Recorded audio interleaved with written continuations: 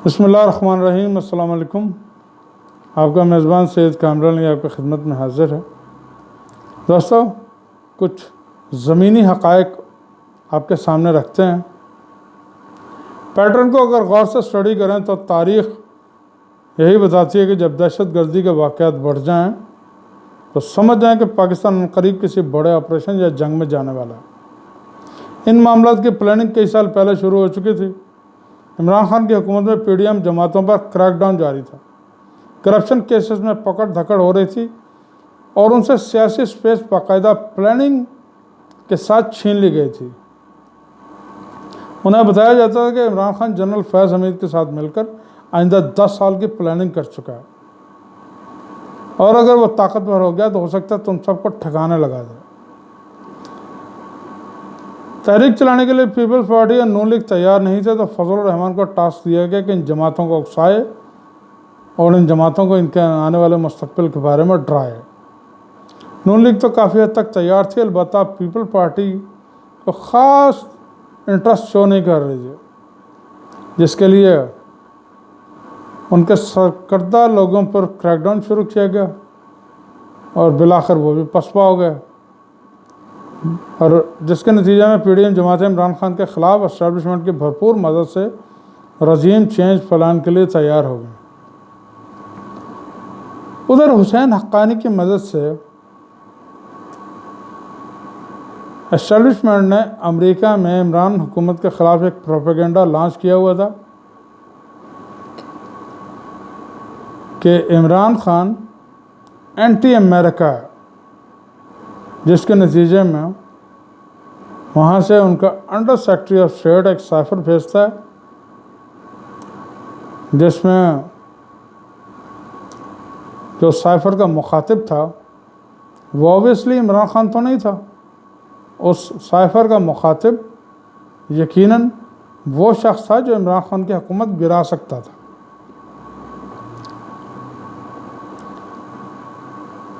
और इसीलिए एस्टेब्लिशमेंट ने ये सारा जाल बुना।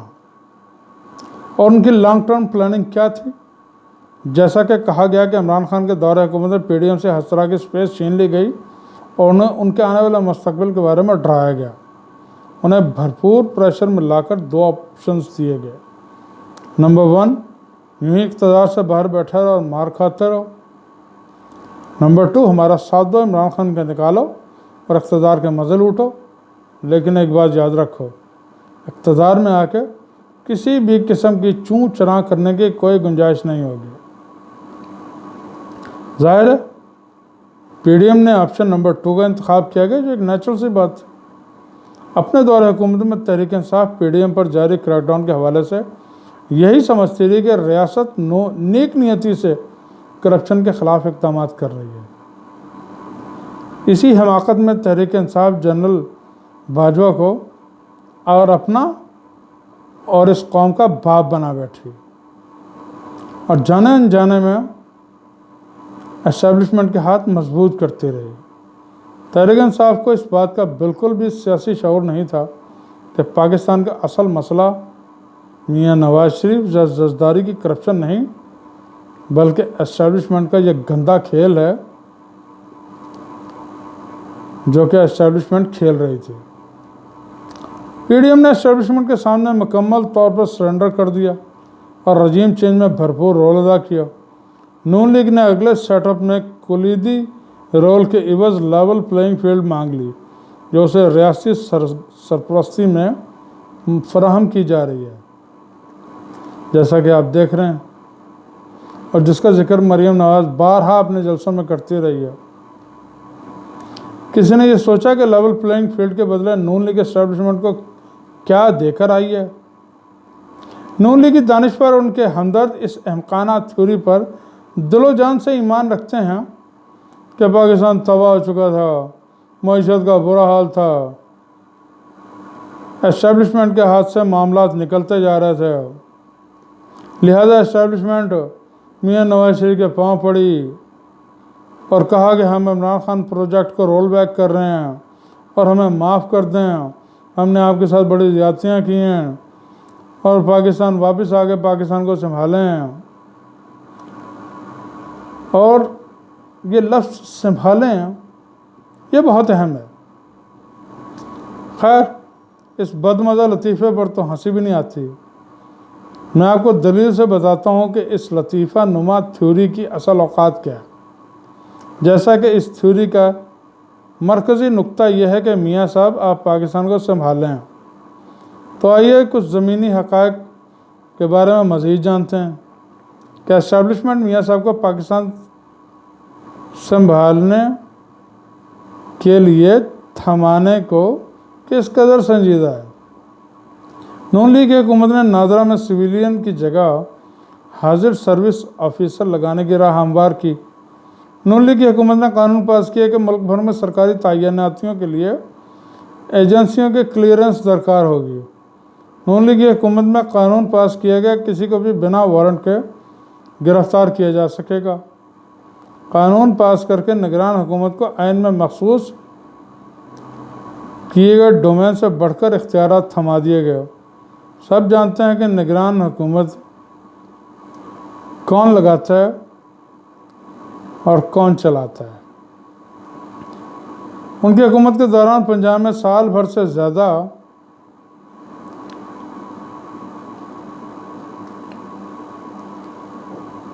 کیا ہوا؟ تحریک انصاف پہ کریک ڈاؤن شروع ہو گیا، تحریک انصاف کے لوگوں کو پکڑا گیا، ان کے سرکردہ رہنماؤں کو گرفتار کیا گیا، ان سے پریس کانفرنسز کرائی گئیں، اور انہی کی پارٹی کے لوگوں کو توڑ کر ایک نئی جماعت پاکستان استحکام پارٹی یعنی کاف لیگ پارٹ 2 بنائی گئی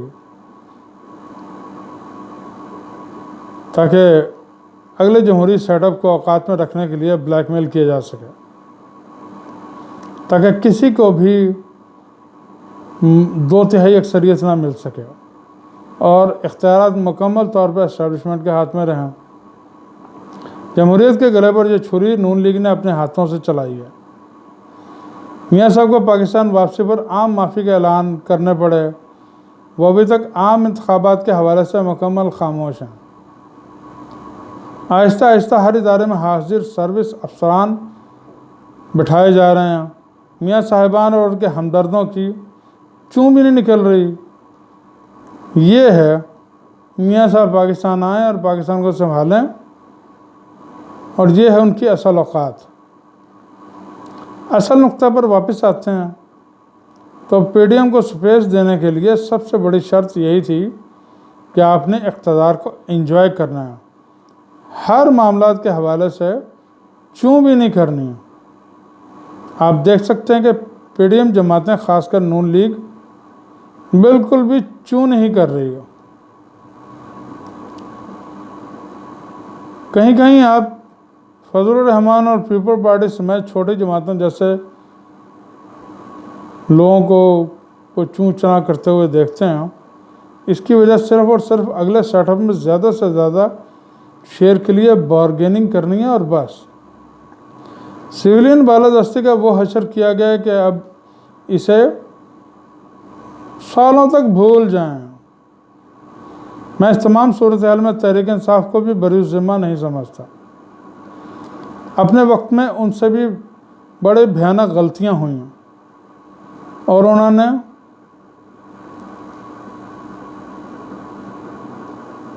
اسٹیبلشمنٹ کو اتنی طاقت پرووائڈ کی کہ انہوں نے خود ہی ان کے گلے پہ چھری چلا دی۔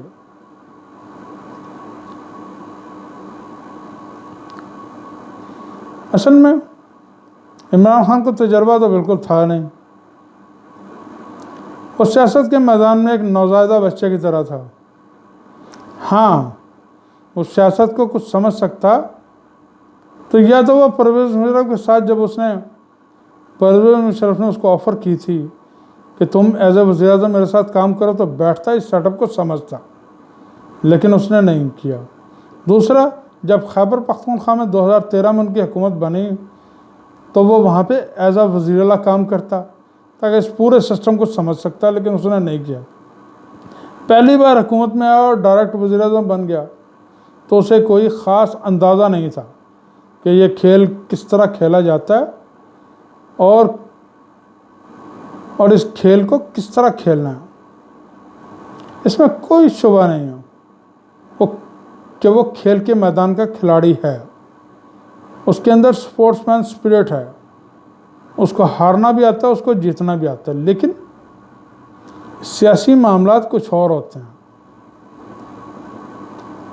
سیاست میں سچ بھی بولنا پڑتا ہے، جھوٹ بھی بولنا پڑتا ہے، سارے کام سچ سے نہیں ہوتے، اور جھوٹ کا گلا دبانے کے لیے تو اب ظاہر ہے جھوٹ ہی بولنا پڑتا ہے، لیکن وہ جھوٹ کو بھی سچ کی چھری سے کاٹنا چاہتا تھا جو ہو نہ سکا۔ ارے یہ سیاست تو اتنی گندی ہے، اس سیاست کے میدان میں تو مولا علی جیسے ناکام ہو گئے اور معاویہ جیسے کامیاب ہو گئے، حتیٰ کہ کئی بدبخت مورخین نے تو یہ تک لکھ دیا کہ نعوذ باللہ من ذالک کہ علی کو تو سیاست کرنا ہی نہیں آتی تھی۔ تو یہ سیاست ہے ہی ایسی۔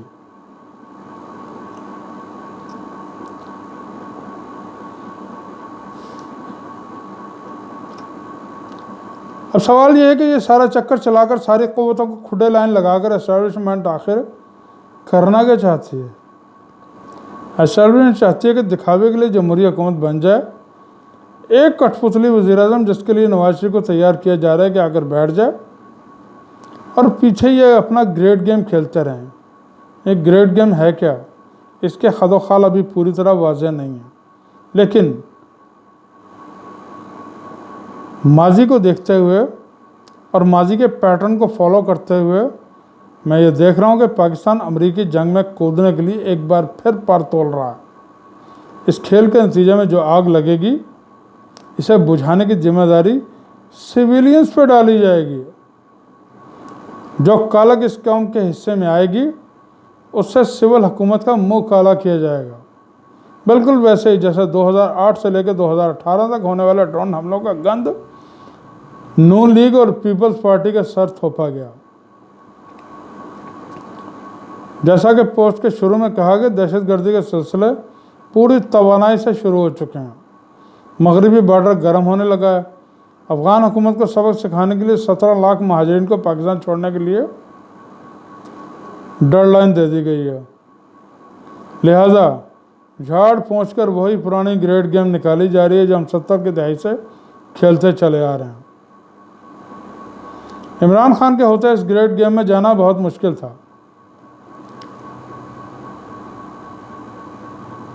وہ اس وار آف ٹیرر کے بالکل خلاف تھا۔ وہ نہیں چاہتا کہ اس کے اپنے لوگوں کا خون بہایا جائے اور پرائی جنگ میں کودا جائے۔ اس کے 3.5 سالہ دور حکومت میں پاکستان پہ ایک بھی ڈرون حملہ نہیں ہوا، اور جب امریکہ نے اس کو اڈے دینے کے لیے کہا تو اس نے صرف 2 لفظ کہے، ایبسلیوٹلی ناٹ، جس کو بعد ازاں آنے والی کٹ پتلی حکومت کو، امپورٹڈ سرکار کو بہت دکھ بھی ہوا، اور حتیٰ کہ میاں شہباز شریف نے یہاں تک کہہ دیا کہ بیگرز آر ناٹ چوزرز۔ تو یہ تو ان کے حالات ہیں۔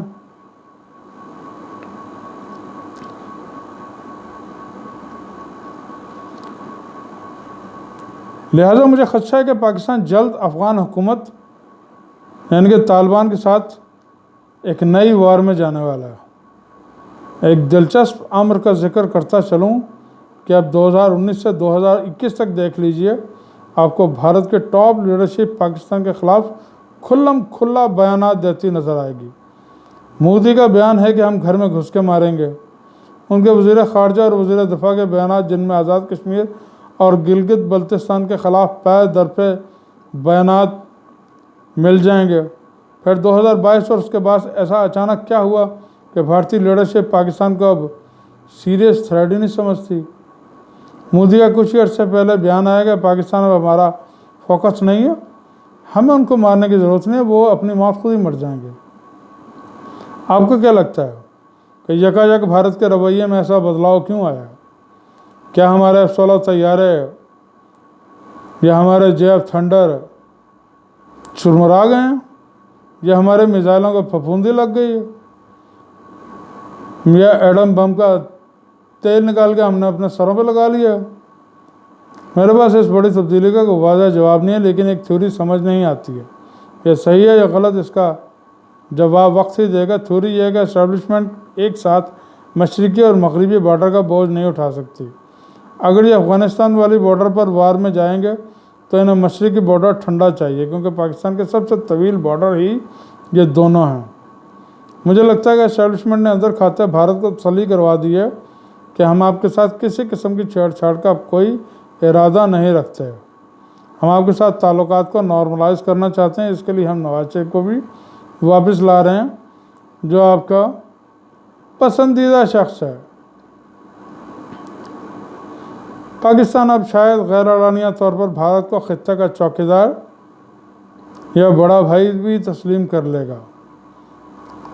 दिखावे के लिए मशरक़ी बॉर्डर पर हल्की फुल्की फुलझड़ियाँ शायद चल जाएं, लेकिन हम भारत के लिए बड़ा ख़तरा नहीं बनने की यकीन दहानी करवा चुके हैं।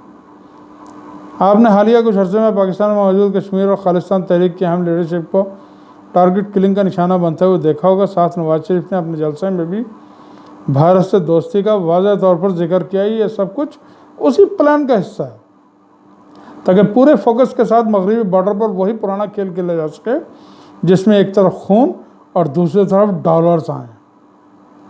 पाकिस्तान के पास इस बला से निपटने का यही ऑप्शन बचा है कि सियासी जमातें खा आप उसमें जिस कदर लड़े मरें, वो सब मिलकर किसी भी पराई जंग में हिस्सा बनने से इनकार कर दें, वरना बहुत से मासूमों का, ख़ास तौर पे पख्तूनों का, और सिर्फ पख्तूनों का ही नहीं, इस बार कश्मीरियों का और बल्तियों का भी खून बहने वाला है। और बलोच तो कितने अरसे से अपना खून बहा रहे हैं। नवाज शरीफ कठपुतली वज़ीर-ए-आज़म बनने से इनकार कर दे, तमाम जमातें सियासी व जमहूरी तरीके से इलेक्शन में हिस्सा लें। क्या सियासी जमातें इस आला ज़रफ़ी का मुज़ाहरा कर पाएंगी? तो एक ही जवाब है, नहीं। अब देखिए, ये तमाम तो है दुनिया वालों की चाल, अब एक चाल अल्लाह चलेगा। और बहैसियत पाकिस्तानी हम सब को उसकी चाल का इंतज़ार है, जो इस पाकिस्तान के आने वाले मुस्तकबिल का फ़ैसला करेगी। अल्लाह ताला पाकिस्तान की हिफाजत फरमाए और हम सब को सिरात मुस्तकीम पर चलने की तौफीक अता फरमाए। और ये जो नहुसतों के बादल पाकिस्तान पर छाए हुए हैं, अल्लाह ताला इनको अपने रहम करम से दफ़ा दूर फरमाए और पाकिस्तान की हिफाजत फरमाए। पाकिस्तान जिंदाबाद। खुदा हाफिज़।